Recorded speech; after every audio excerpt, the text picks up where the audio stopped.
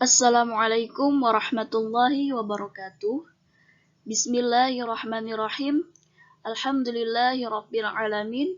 Wassalatu wassalamu ala ashrafil anbiya'i wal mursalin. Sayyidina wa nabiyina wa maulana Muhammadin wa ala alihi wa sahbihi ajma'in, amma ba'du. Baiklah, di sini kami dari kelompok 4 yang beranggotakan 3 orang. Yang pertama ada Saudara Aulia Irrahman Gofar, yang kedua Rina Safitri, dan yang ketiga Salsabila Adisti Indallah. Di sini kami akan mempresentasikan materi kami yang berjudul Penalaran dalam Karya Ilmiah.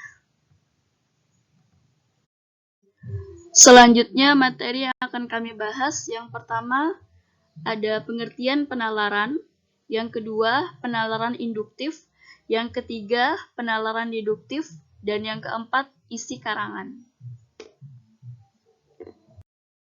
Langsung saja materi pertama, yaitu pengertian dan jenis penalaran. Penalaran atau reasoning adalah suatu proses berpikir dengan menghubung-hubungkan bukti, fakta atau petunjuk menuju suatu kesimpulan. Dengan kata lain, penalaran adalah proses berpikir yang sistematik dan logis untuk memperoleh sebuah kesimpulan. Bahan pengambilan kesimpulan itu dapat berupa fakta, informasi, pengalaman, atau pendapat para ahli atau otoritas. Secara umum, ada 2 jenis penalaran atau pengambilan kesimpulan, yakni penalaran induktif dan deduktif. Nah, yang pertama, penalaran induktif. Penalaran induktif dan coraknya. Penalaran induktif adalah suatu proses berpikir yang bertolak dari sesuatu yang khusus menuju sesuatu yang umum. Penalaran induktif dapat dilakukan dengan 3 cara. Yang pertama, generalisasi, yang kedua, analogi, dan yang ketiga, hubungan kausal atau sebab akibat. Nah, untuk definisi dari penalaran induktif, yang pertama ada generalisasi. Generalisasi adalah proses penalaran yang bertolak dari sejumlah gejala atau peristiwa yang serupa untuk menarik kesimpulan mengenai semua atau sebagian dari gejala atau peristiwa itu. Yang kedua, analogi. Analogi adalah suatu proses yang bertolak dari peristiwa atau gejala khusus yang satu sama lain memiliki kesamaan untuk menarik sebuah kesimpulan. Dan yang ketiga, hubungan kausal atau sebab akibat. Nah, penalaran induktif dengan melalui hubungan kausal atau sebab akibat merupakan penalaran yang bertolak dari hukum kausalitas bahwa semua peristiwa yang terjadi di dunia ini terjadi dalam rangkaian sebab akibat. Nah, untuk materi selanjutnya akan dijelaskan oleh rekan saya, yaitu Salsabila Adisti Indallah. Di sini saya Salsabila Adisti ingin melanjutkan pemaparan materi kami pada hari ini yang mana tadi udah dijelaskan oleh Saudari Rina Safitri. Baik, langsung saja. C. Penalaran deduktif. Penalaran deduksi adalah suatu proses berpikir yang bertolak dari sesuatu yang umum, prinsip, hukum, teori, atau keyakinan, menuju hal-hal khusus.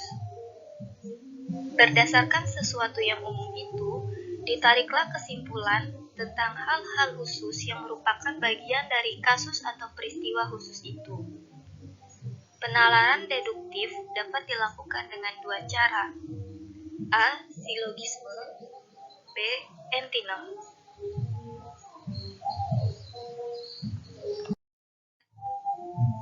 A. Silogisme. Silogisme adalah suatu proses penalaran yang menghubungkan 2 proposisi pernyataan yang berlainan untuk menurunkan sebuah kesimpulan yang merupakan proposisi yang ketiga. B. Antinem. Antinem adalah suatu proses penalaran dengan menghilangkan bagian silogisme yang dianggap telah dipahami. Baik, itu saja penjelasan dari saya. Selanjutnya akan dijelaskan oleh Saudara Aulia. Baik, di sini saya akan melanjutkan pemaparan materi dari rekan saya. Isi karangan. Isi karangan dapat berupa sajian fakta, benda, kejadian, gejala, sifat atau ciri sesuatu, dan sebagainya. Pendapat atau sikap dan tanggapan, imajinasi, ramalan, dan sebagainya. 1. Generalisasi dan spesifikasi. Generalisasi adalah pernyataan yang berlaku untuk semua atau sebagian besar gejala yang diamati. 2. Klasifikasi. Klasifikasi adalah pengelompokan fakta berdasarkan atas ciri atau kriteria tertentu. 3. Perbandingan dan pertentangan. Perbandingan ialah membahas kesamaan dan kemiripan, sedangkan pertentangan ialah membahas perbedaan dan ketidaksamaan.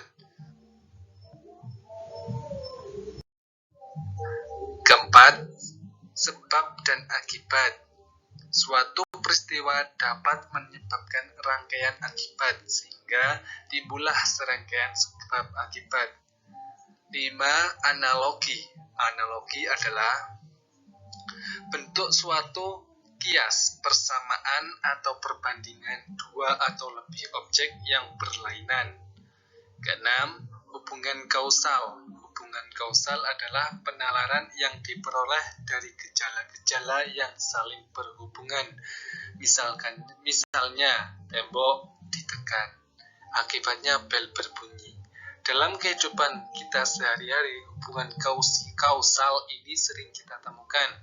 Terakhir, ramalan atau bisa disebut dengan perkiraan.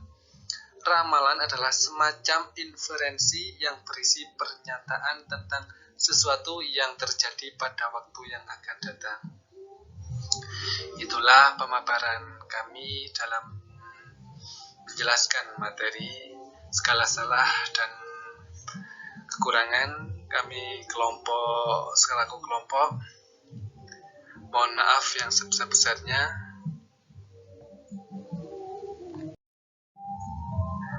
Wassalamualaikum warahmatullahi wabarakatuh.